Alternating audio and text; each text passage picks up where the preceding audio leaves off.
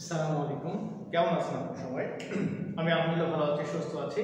আমরা ময়মনসিংহ জেলা সম্পর্কে আলোচনা করছিলাম। ময়মনসিংহ জেলার গত ক্লাসে নামকরণ সম্পর্কে জেনেছি। আজকে আমরা জানবো ময়মনসিংহ জেলার সাধারণ কিছু তথ্য। সাধারণ তথ্য, সাধারণ তথ্য সম্পর্কে জানবো আজকে। আচ্ছা, আমরা ময়মনসিংহ জেলার যে মোট আয়তন সেটা সম্পর্কে জানবো। মোট আয়তন, মোট আয়তন, এই ময়মনসিংহ জেলার মোট আয়তন কত সেটা দেখব।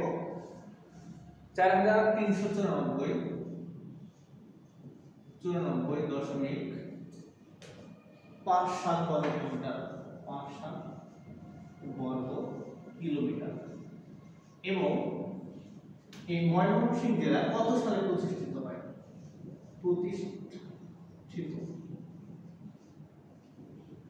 প্রতিষ্ঠিত কত সালে হয়? সেটা হচ্ছে 1 মে 1787। 1 মে 1787 সালে।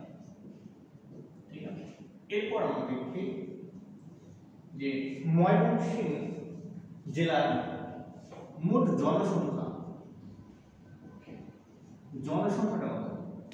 জনসংখ্যা হচ্ছে 58,99,052 জন।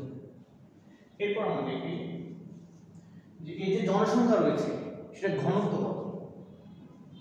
ঘনত্ব, এটা কিন্তু জেলা সংখ্যা, হ্যাঁ, ঘনত্ব 1342 জন। 1342 জন, এটা হচ্ছে প্রতি বর্গ কিলোমিটারে, প্রতি বর্গ কিলোমিটারে। ঠিক আছে, এরপর আমরা দেখি যে সাক্ষরতার হার। সাক্ষরতার হার, এই ময়মনসিংহ জেলার যে শিক্ষা ব্যবস্থা সেটা সাক্ষরতার হার কত?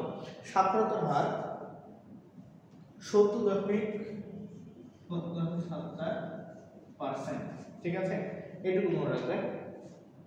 আরেকবার দেখে নিই আমরা যে এই ময়মনসিংহ জেলার যে মোট আয়তন সেটা হচ্ছে 4394.57 বর্গ কিলোমিটার এবং প্রতিষ্ঠিত হয় এই ময়মনসিংহ জেলা 1 মে 1787 সালে এবং এর জনসংখ্যা রয়েছে 58,99,052 জন এবং ঘনত্ব রয়েছে 1342 জন, যেটা প্রতি বর্গ কিলোমিটারে, এবং সাক্ষরতার হার 70.74%।